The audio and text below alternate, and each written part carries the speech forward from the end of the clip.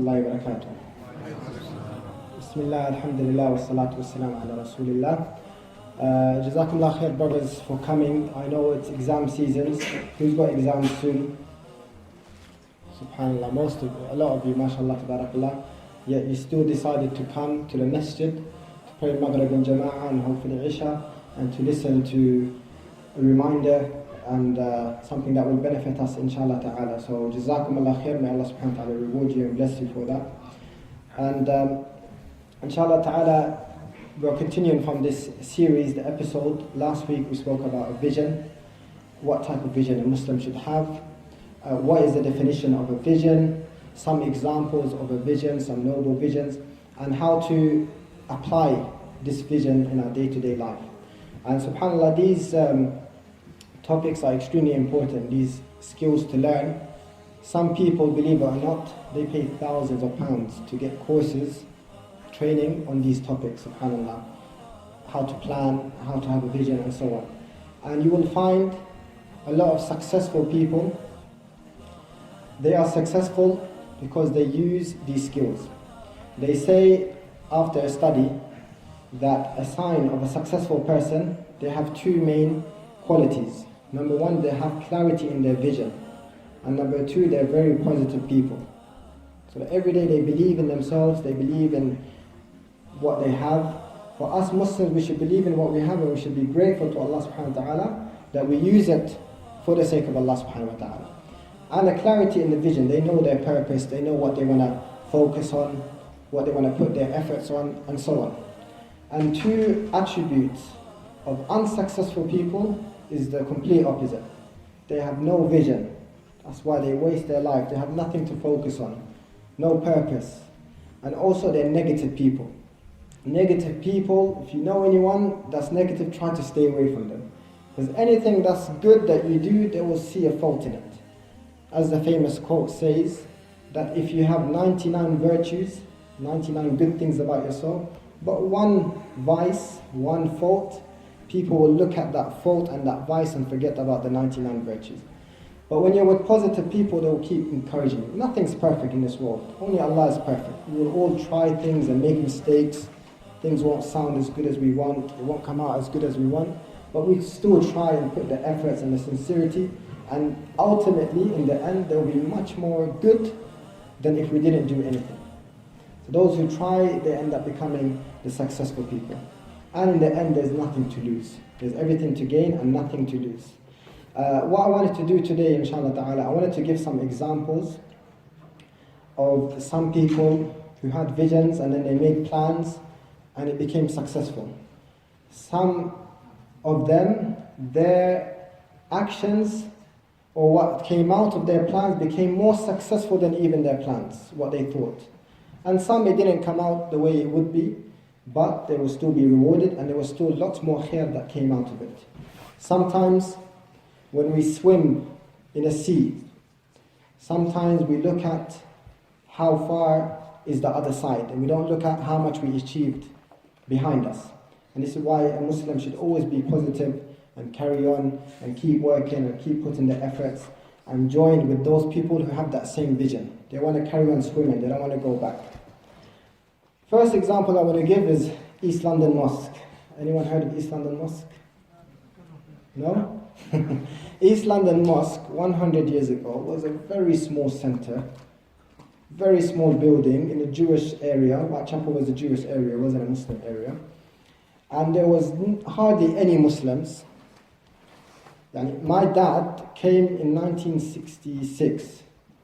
And at his time, there were only 12 mosques. So imagine 100 years ago. There were probably 2 or 3 mosques.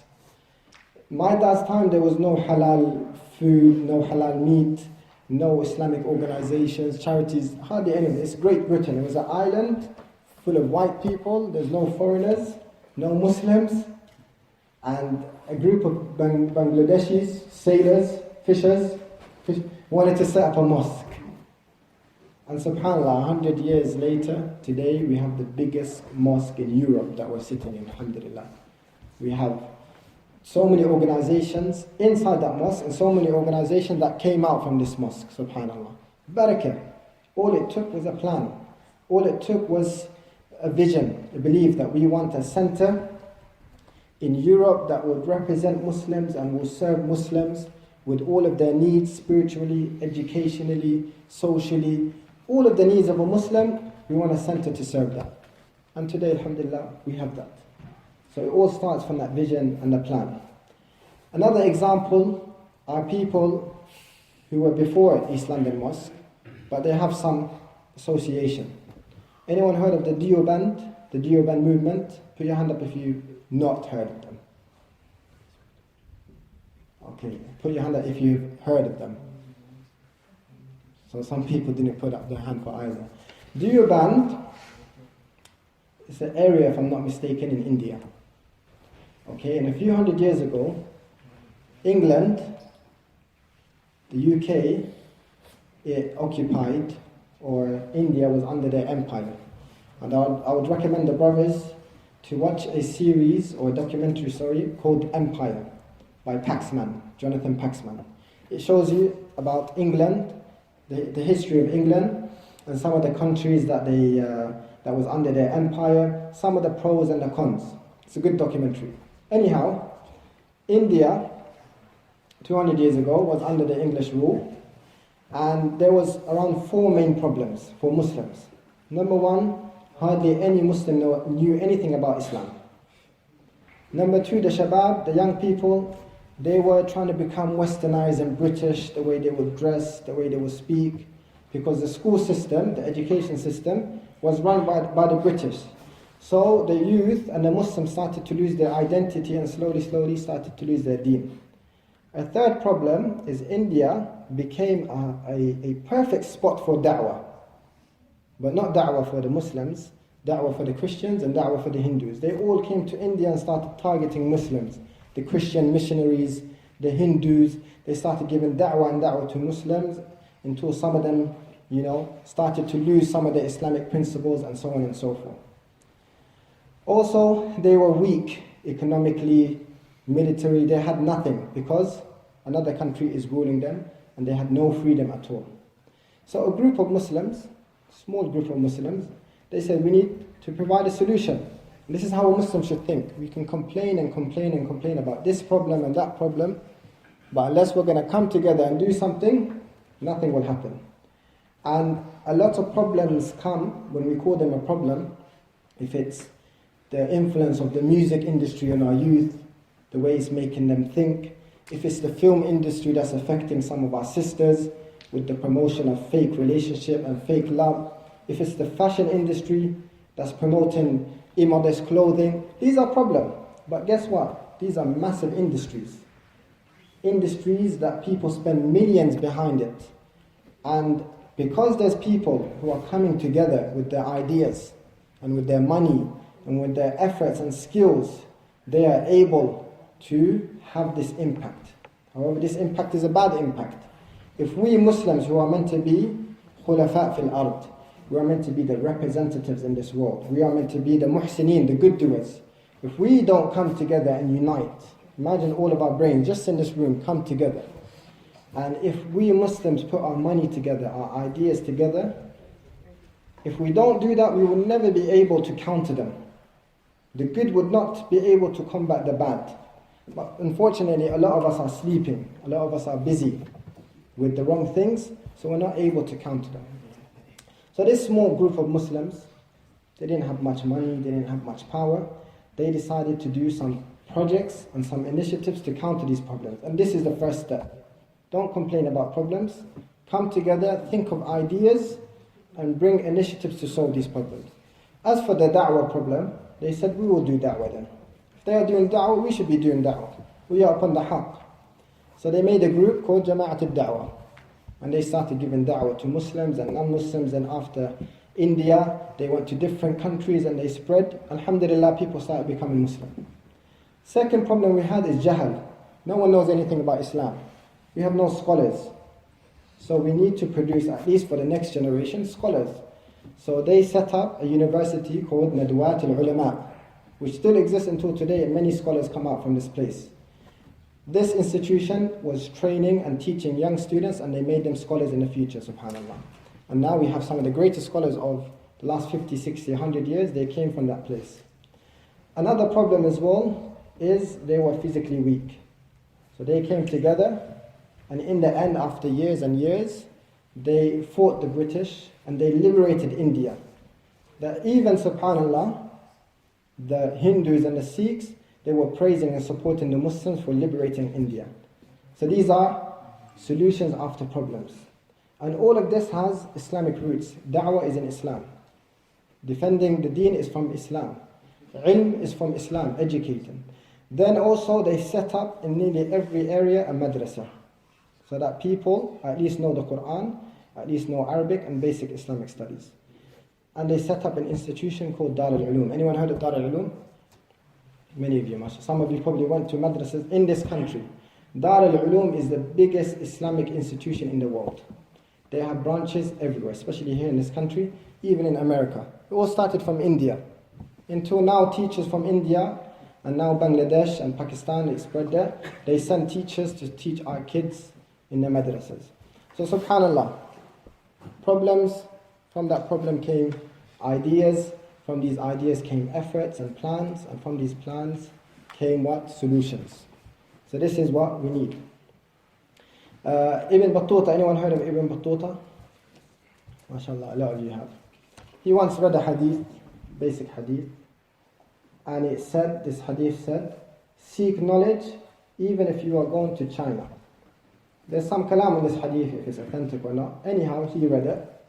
It said, seek knowledge even if it's in China. So he said, I'm going to seek knowledge even if I have to get to China. And this was a saying that the Arabs in Mecca 1,400 years ago, when you say go to China, it's as if you're saying go to the moon. Because China was so far away, it's nearly impossible to get there with the transport or mode of transport that they had. Today it's easier to get to China, but at that time it's as if you say that go after the khair, or go get a job, or go get so and so, even if you have to go to the moon and get it. So subhanAllah, Ibn Battuta, today in history, he is the biggest traveler in history, subhanAllah. He read this hadith and he left from Tangier, Morocco, Maghreb, and went after that to Tunisia, all the way to China, and then he came back at around 20 to 30 years travel. And subhanAllah, if you read his book, incredible. I don't advise you to read it now because you have exams. Because what will happen, if you pick up and say, I'm only going to read 10 pages, you're going to end up reading 20 and 30. Trust me, I had the same problem during my exam time. It's an addictive book. Because of the stories and the experiences and the travels are amazing, mashallah. And if you want to know about the 13th century, how Islam was in the 13th century, read his book. Because unlike other history books, it's not a book of records. It's actually a person telling you what he's seeing, the people he's meeting, the agriculture, the architect, the design of the homes and the houses, the culture, the language, people's mindset. It's an amazing book, but it just shows you that this person, he had a vision, and through that vision, he made a plan, and he became this biggest traveler, and he learnt a lot. He met all of the scholars, or the famous scholars that were famous at that time, and he ended up becoming a qadi, a Islamic judge, which is a high form of Islamic scholarship, or someone who is quite high up in terms of authority or scholarship. In terms of, and this is relevant to the exams period that you're going through, there's an important rule. Allah subhanahu wa ta'ala says, Inna ma'al usri yusra. Inna ma'al usri yusra. With after every hardship comes ease. You will never know what ease is, what true ease is, unless you taste a bit of hardship. This is how it works in this dunya. And this is how it works with every plan. In the beginning it's hard, then it becomes easier. Then Allah will make things easier for you, open the doors, will put barakah, people will come and help. In the beginning you'll be one man, no one to help. And you'll probably say, come help me, I have this idea, people might laugh at you. You'll never do it. And then when they see you're serious and you're carrying on and there's some good results, people say, I want to work with you. I want to join you. And inshallah ta'ala, I'm going to give my own personal experience of a project that we set up 2 years ago, that we hope inshallah ta'ala there's some benefit to it, because when it comes to personal experiences, obviously we're no one special or anything like that, but when it comes to personal experiences, it's more relative than me telling you something that happened 200 years ago or 300 years ago. Because if a maskeen like myself was able to do a small project, or an average person, then surely you can do much better than that, inshallah ta'ala. So with everything, with every hardship comes ease. Ramadan, the Prophet ﷺ, he said, لِلْمُؤْمِنِ فَرْحَتَانِ. For the mu'min there is two joy, when he breaks his fast and when he meets Allah subhanahu wa ta'ala. Ramadan has some hardship. You might get tired, you might get thirsty, definitely going to be hungry, you might not have slept much, you know, it's hot maybe, everyone around you is eating and drinking and having fun and you're fasting. But that moment when the adhan comes, Allahu Akbar, Allahu Akbar, and then you're breaking your fast with that tamir and that cold milk, say Alhamdulillah. This is the ease that you taste after the long hardship. Studies, you might not want to study 6 hours a day, especially what you guys are studying. It's very boring, subhanAllah. You don't want to study it.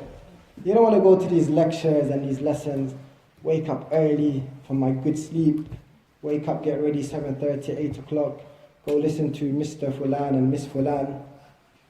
But by the end of it, when you get that certificate and you show your mother and your father, look at the grades that I got, and they're so happy with you and everyone's happy with you, you say Alhamdulillah. This is the ease after the hardship.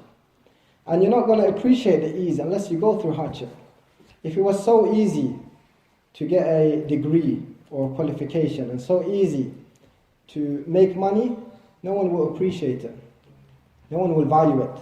Similarly at work, some of you don't want to wake up 9 to 5 every day, Monday to Friday, you know, listening to your manager, your boss.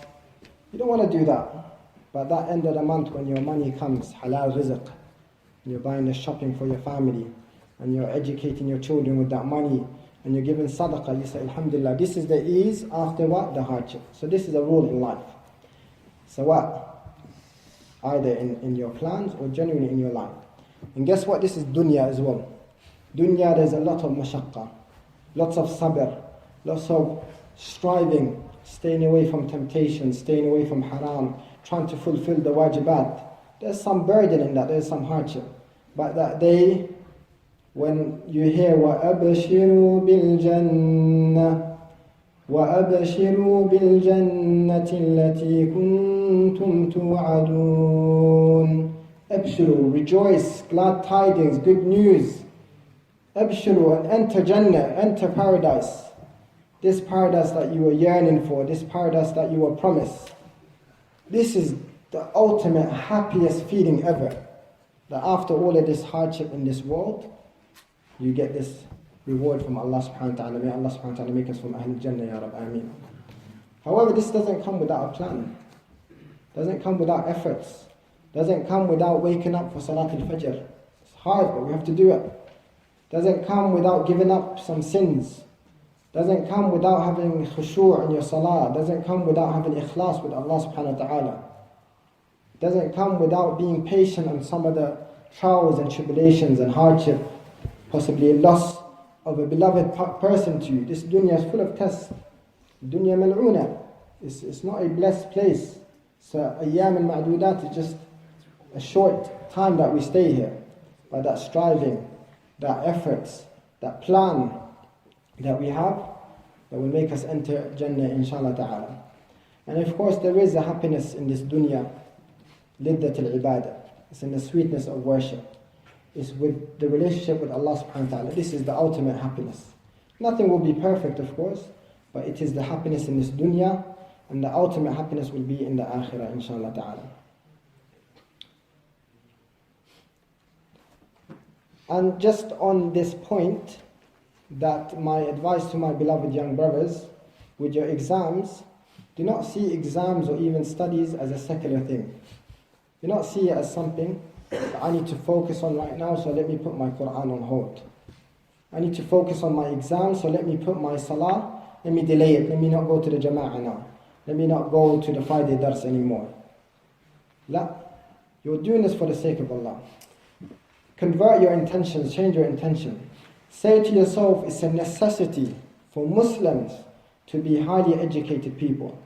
It's a necessity for Muslims to be intellectual, intelligent people. It's a necessity for Muslims to be the leaders in society, to be the heads in law, to be the leaders in media, to be the leaders in all the trade, in the skills and so on. So non-Muslims will see that these people, these Muslims, they're good people. These Muslims, they solve the problems of the society. These Muslims, we want to be like them. That's how it should be. And that's how it was. You know, the leaders of these countries, the West, when they were living in the dark ages, they call it, we were living in the golden ages. They used to see the Muslims, they are smart in everything. In maths, in science, in architecture. They would love to study under us, but they couldn't. In fact, the kings, they used to send their children to Andalus, to the Muslim world, and so that they can teach them, or they can learn Arabic from our scholars. And they will come back saying, my son knows Arabic, because Arabic was lughat al-ilm. Arabic was the key to the knowledge. Today, we have someone from Pakistan, Bangladesh, from the Middle East, who sent his child to Britain, to England. He will take a course 2-3 months, he will learn English, he will come back, my son knows English. MashaAllah. Very good. We are so proud. My son knows English. This is an amazing thing. My son studied in England. When he comes back home, he's definitely getting a job. He will become the king. Yeah, as they say, that the one-eyed man, he is the king in a blind city. Because Allah Musta'an, our countries has been messed up, has been played around with. There's a lot of problems from poverty and illiteracy and so on and so forth, that we are looking up to the Western world and we are seeing it as a civilization. Which, to tell you the truth, they are. Let's be fair, let's be honest. But our countries were the same. We were the leaders of the world. So anyway, this is the point here, that do not separate the two.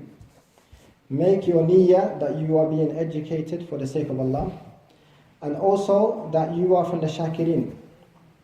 There's millions of people who are illiterate. Millions of people, nearly a quarter, they are living in illiterate societies. There are many people who don't know how to read and write. There are people in Africa, they don't have any schools. And if they do, they're crowded, 200 people in one class. The teachers are not really qualified, not really experienced or educated. You're blessed. We are blessed, alhamdulillah. The schools that you go to are well funded. There's lots of facilities, there's lots of resources, there's qualified teachers. And you have a chance to go to college, and you have a chance to do A-levels and get degrees. Alhamdulillah, Allahumma ja'alna min ash-shakirin. May Allah make us from the grateful. طيب, who is a shakirin? Who is a grateful person? الشاكر الذي يستعمل النعم في طاعة الله. The shakir is someone who uses the blessings that Allah gives him. Education is one of them. في طاعة الله, in the path of Allah, for pleasing Allah and worship Allah. ولا يستعملها في معصية الله. He does not use it for ma'siyah. So perhaps with the sidq niyyah, with your good intentions and your sincerity, Allah will put barakah in your exams, in your studies. Allah will make it easy for him. من أراد الله به خيرا يفقهه في الدين. Allah subhanahu wa ta'ala, if He wants someone to have khair, He will give him deep understanding. And this, the Prophet sallallahu alaihi wasallam, even though he said في الدين, in the religion. But also, who said that these academic, I don't like the word secular. Academic studies, science, maths, yes, it's not fiqh, it's not قول الجمهور and Imam Abu Hanifa and so on, it's not. But it's still ilm, it's still knowledge that is beneficial, that people need. One of the scholars, Imam Malik rahimahullah, if I'm not mistaken, he said, do not all of you study the deen, because then our sisters and our mothers and our wives, who's going to, when they're given birth, help them give birth? We don't want the Christians and the Jews, they're the ones who are scholars in medicine and scholars in everything, and we are the only scholars, the only thing we know is about halal and haram. No, we need doctors, we need lawyers, we We need all sorts of people to make this society a great society. But, don't get me wrong, we need some of you brothers to become scholars as well. We want you to join the programs that the brothers are doing and take the path to scholarship, inshallah. طيب. What time is Isha? In 15 minutes? The Jama'ah is at 10 o'clock. طيب. Allah musta'an. Who's heard of Yasin Youth Tours? Alhamdulillah. طيب. The brother Jazakallah Khair, he suggested that I mention Yasin Youth Tours, how he was set up. I was sitting with a brother in Medina, and we said, we need to make money, man. We're broke. Yeah, we only get £100 a month. In Medina, before going to Medina, we were offered good opportunities. Actually, alhamdulillah, I was in a good job, I was well paid and stuff. And then out of the sudden, Medina came, even though I applied for it and I wanted it. But I only got accepted 3 years after I applied. So obviously during that time you have to live, you have to move on with your life. We carried on studying with the mashayikh privately, but I was also working. So we gave this up. When Medina came, we gave everything up. We left everything that we had and we went to Medina. Life's not easy there. I was in a room, very small room. I had an African roommate from Burundi. I've never heard of Burundi in my life. So when he told me I'm from Burundi, just before I went to sleep, I went on Wikipedia and put Burundi, and it said this is the poorest country in the world. I said, oh great. And but mashallah, even today the brother messaged me, from the best people that I've met.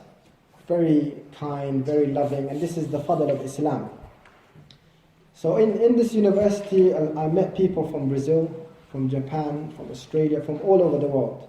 And they all came for one objective. They want to learn Arabic, the Quran, and Islam. So it was amazing how this objective, it all converted them to practicing Muslims and made us all brothers. We all had the same ambitions to become students of knowledge. And we all were eating together, taking the bus, and when the bus comes, everyone's crowding and jamming inside the bus so we can go to the Prophet's mosque. But at the same time, I lived an amazing life as a student. And we are seen as students in Saudi as masakeen. We don't have much. But wallahi, I love that life of a masakeen. I miss the time when I was sleeping in the floor and the African roommate doesn't want the AC even though it was hot because they're used to that climate. Anyway, I had a very close friend of mine. His name is Anis. We knew each other for a long time. Before we went to Saudi, we used to work with each other. And he came to see me, and we couldn't sleep, so we started writing ideas of businesses, how to make money and stuff. And then some of the ideas, we had some interesting ideas. Some of them is let's open a shop, Haramain gifts, and then we said let's do Umrah. Umrah is a good industry and so on. And then we had many ideas. Next week I went up to him. I was coming back from uni, and I was waiting for that bus that will take me to the accommodation. And again, a lot of people were running to the bus and it was crowded and stuff. Started to lose patience with that type of life. So anyhow, I had an idea, and alhamdulillah, we've had some experience doing some work with the youth, with young people. So I had the idea that it would be fantastic, it would be great if we bring some of the youth from the UK and we'll bring them to Medina and we'll organize like a week program for them. There's a villa that has a swimming pool and table tennis and all activities. We'll bring them there. We'll take them to the desert. We'll do some campfires. We'll slaughter a sheep, do a barbecue. We'll introduce them to all of the scholars that we know. And then in the end, we'll perform Umrah. There's one brother in the back, he done Umrah with us, alhamdulillah. So this idea came. I went back to Anis. I said to him, I got the perfect idea. Let's bring the shabab, let's bring the youth to Medina. He said, Omar, this is a very bad idea. I said, what do you mean it's a perfect idea? He said, no, you just get excited for no reason and you just want to do this and that. This will never work. I said, Akhi, of course, inshallah it will work. Let's do it. He said, it's not going to work. I'm sorry, I'm out. I said, khalas, I'm going to do it. He said, khalas, may Allah give you tawfiq. I said, Ameen. So I went, and during the classes of the Jam'ah, they take around 15 minutes just to do the register. So I started using that time every time there's a class. I used to use that time and took out the notebook. Where is it? I had one of these things. And started writing plans. What should we do with the activities and stuff. And then I called this travel agency that I'm quite close with, Talbiya Travel. Before that they were running Muntada Travel, and I did Hajj with them, and they're trustworthy brothers. I told them about the idea. They said, we don't mind helping you out. I said, can you get me visas? Can you get me the flights? They said, we'll do everything. SubhanAllah, wallahi, within 1 week, 1 week to 10 days, we had the Umrah trip.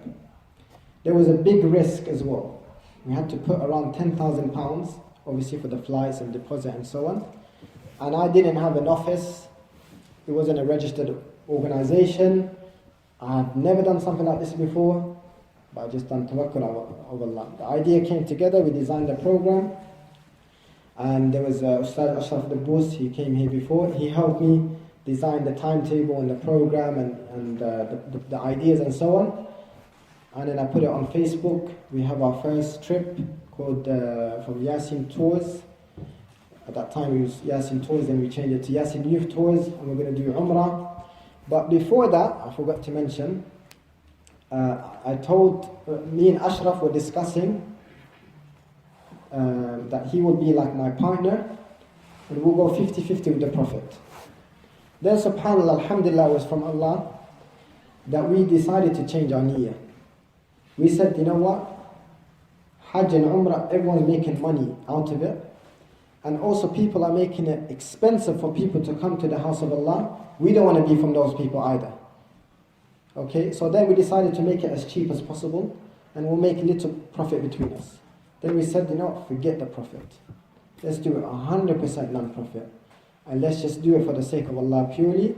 Obviously, it was for the sake of Allah before, even if you make money because of the khair that there is for the shabab. But we said, just in case, forget the money. And even someone offered to give us money just for our admin, we said no. We've done everything voluntary. Alhamdulillah, within 10 days, we had the shabab coming. They were on a plane, and we had the youth umrah, and we had a fantastic 10 days. Alhamdulillah, Allah facilitated that we were in very good hotels, we had a very good program, and it was a, alhamdulillah, life-changing experience for these shabab. And there's a brother called Abu Musa, may Allah reward him, and others who helped out. And they brought the people when we had no experience or contacts before. Then we did it again. And alhamdulillah, Allah facilitated. The next year, in the first year we only had 40 people. And in the next year we had 80 people. And just 2 months ago, we had 120 people. Which is the biggest Umrah group in probably the last 5 to 10 years. Usually Umrah groups, maximum they will bring 30, 40 people. But 2 months ago, alhamdulillah, we managed to bring 120 shabab. And plus we are targeting a difficult market, the youth. If we were going to open it up to family and this uncle and your grandfather, it would be easier to bring the numbers. It was only youth, 13 to 18 year olds. Youth who don't have much money. But alhamdulillah, Allah helped us to bring these people. I'm mentioning this because I want to make it relevant to this workshop, inshallah ta'ala. A few things that I experienced. Number one, if you try to do something for the sake of Allah, and we can't guarantee that we did it for the sake of Allah, but we hope that we did it for the sake of Allah, and we always pray that it's for the sake of Allah. But the fact that our main motive wasn't financial, Allah put barakah in it. Secondly, what I learned from this is the importance of having positive people around you. People who will push you, people who believe in you. Third thing that I learned from this is, like I said earlier, in the beginning you'll be alone. Some from the closest people won't believe in your idea. And just to finish the story about Brother Anis, the next year he said, "Brother, I want to join you." Please, I wanna be part of this. This is excellent. There's a lot of khair. Please get me involved in any way. I'll help out. I'll do this and that. So subhanAllah, in the beginning, maybe people will think it's a bad idea. So this is another thing that I learned. Fourth, the importance of isti'ana billah. There was some, wallahi, big risks that I took. I could have lost £20,000. I don't have that money. I would have been, imagine, a young person, say mashallah brothers. Yeah, I could have lost £20,000. It was a big risk. A lot of people said, what are you doing? Another thing as well, the airlines, they said if you don't sell these 40 tickets within the next 2 days, you have to pay us £10,000. So I said, how am I going to sell 40 tickets in 2 days? It's impossible. So I kept making dua and dua and dua, asking Allah for help, even though I had exams at that time. Even though I had university, and alhamdulillah, through seeking Allah's help, and until now I should be grateful, Allah brought me a solution. I was in Riyadh, and I went to Medina, took a plane to Medina. Next day I went to sleep just for 4 hours. I took my car, I drove all the way to Jeddah. I went to the Saudi Airlines head office. And I kept going to one person to another until I got to the top. And then I got to the vice president's office. The vice president of Saudi Airlines, a very big airline. The building was massive. So I was expecting who's going to be in that office. Even, it was probably going to be Abdul Aziz Mtairi or Harbi or someone like that. It was someone called Richard, a British white man. So I was saying to his manager, the office manager, I was saying to him, look, we're going to lose around £15,000. Can you please postpone it for us until October? We'll do another trip. We don't want to lose that money. We don't have it. And this is a non-profit organization. It's da'wah. And I was speaking to him in Arabic. We do da'wah in the UK. So I thought, okay, he'll help me out. So wallahi, ya akhi, he wasn't being helpful. Then I said, can I speak to Richard? Because Richard's a kafir. He's not going to understand this da'wah thing and stuff. I said, no. I'm from the UK. I know their language. English, British people, from their values, is they like charity. They like youth work. They support this. Let me just say salam to him. Let me speak to him. I said, yeah, go on. Met Richard. He asked me what football team do I support. I don't support football. I told him I'm from Fulham. He said, well, Chelsea, kind of.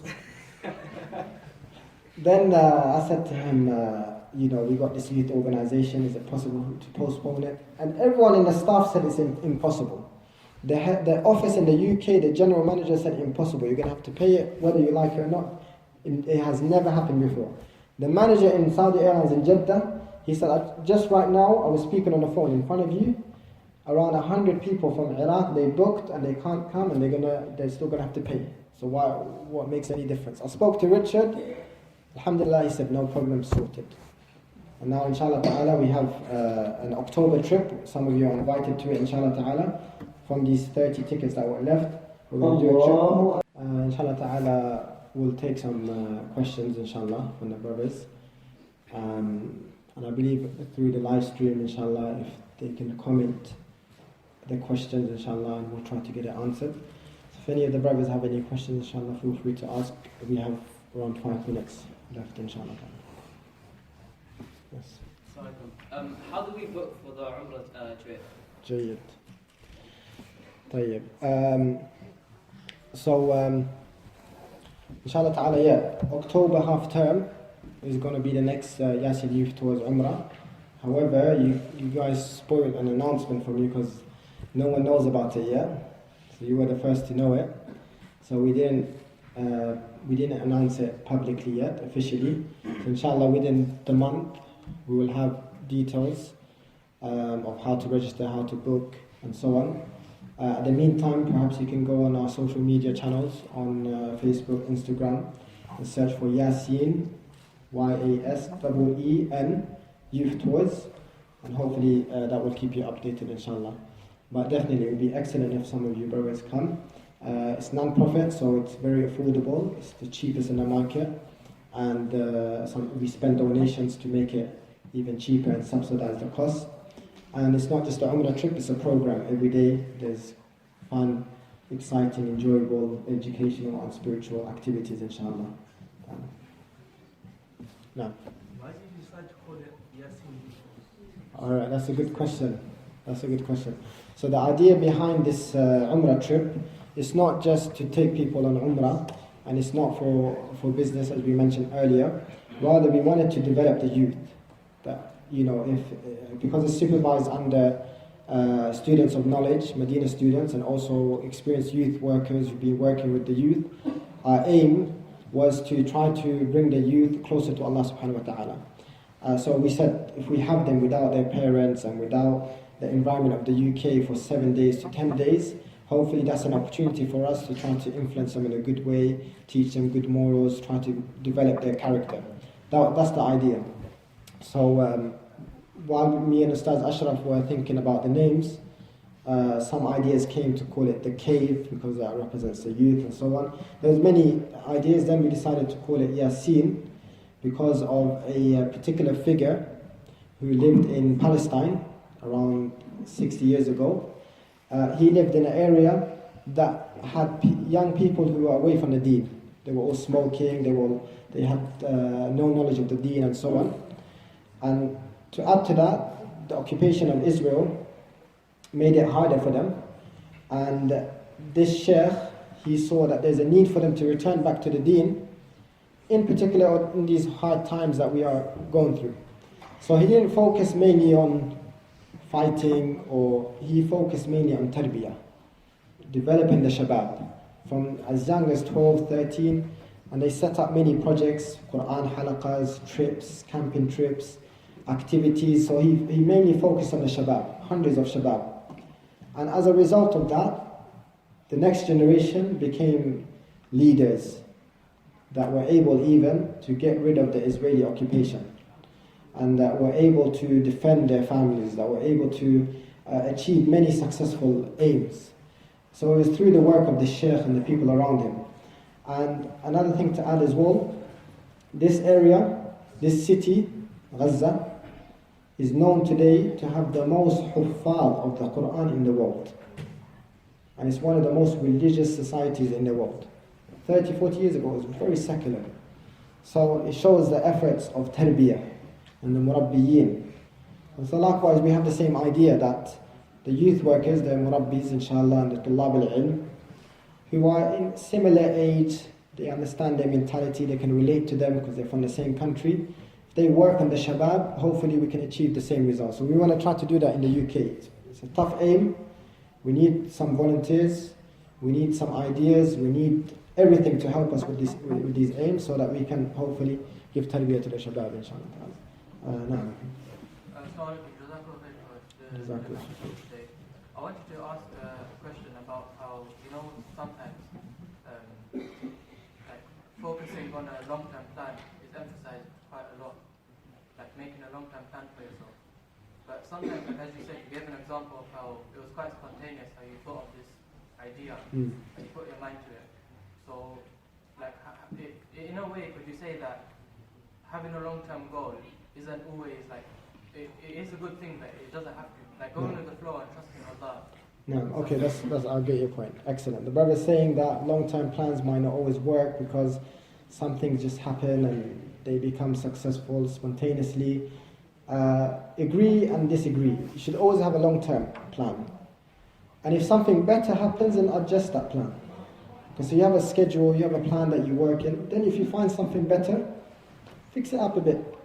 Change it, adjust it to suit something that's better. The chameleon, is that what you call it? The lizard that changes color? Chameleon. Huh? Yeah. He climbs a tree and everything, right? Sees a tree, beautiful tree, he likes it, he stays there, he thinks this is the best tree. Then he finds a better tree, he will jump to it. This is how we should be. But if you don't have a tree in the first place, and you jump, the ego will come, or the predator will come and take you. So always have a backup, have a plan, follow it. Even if you think it's not the best plan, at least you have something. If you have no plan, you'll be sitting and doing nothing and wasting your time. If you fail to plan, then you plan to fail. That's 100% true. So have a plan that you follow. Something better comes, use the other plan. Someone comes and advises you, I have something better, Jazakallah khair. bring it to the table and add it to your plan and make your plan better. There's no problem in that. اعملوا فكل ميسر لما خلق له. Do the actions. That's what's required. Allah is the one who will guide us to our purpose, to our position, to our destiny that is designed for us, that is written for us. ولكن what is required from us? اعملوا. Do the actions. Plan and do the work. The rest leave it to Allah subhanahu wa ta'ala. Jazakallah khair. Good question, mashallah. Last question. How do we balance between having a positive mindset and an honest retrospect of ourselves? Now, there needs that balance. Yeah. So, but being positive after having efforts and a plan and discussions and shura and investing and investigating and so on, and then after these efforts you do tawakkul, then you should have husn al-dhan that Allah subhanahu wa ta'ala will make this happen, and be positive. But if you're half-hearted about everything, there's a difference between someone who's not able to do the job and he's just being highly optimistic. That's different. But someone who's prepared, it's like you studied medicine and then you're half-hearted about doing medicine, then you study something else, you're half-hearted. You can't be like that. If you took the means, like the Prophet ﷺ, he said, tie the camel, then have tawakkul. Can't just be optimistic running around, but we didn't do the means. So similarly, if you've done the means, then khalas, don't worry about anyone. Forget what everyone says. You've done everything that's required from you. You've done ista'ana billah, you've done istikhara, you've done mushawara with the salihin, with the people of knowledge, with your mother, your parents. Khalas, go for it, forget everyone else. But if you didn't, then you're right, you shouldn't take these gambles and risks. Jazakallah khair. Last question? خلاص طيب. جزاكم الله خير. اللهم اصلح الأمور ويسر لنا الأمور واصلح لنا قلوبنا ووفقنا لما تحب وترضى. اللهم اصلح شباب المسلمين في كل مكان. جزاكم الله خيرا والسلام عليكم ورحمة الله وبركاته.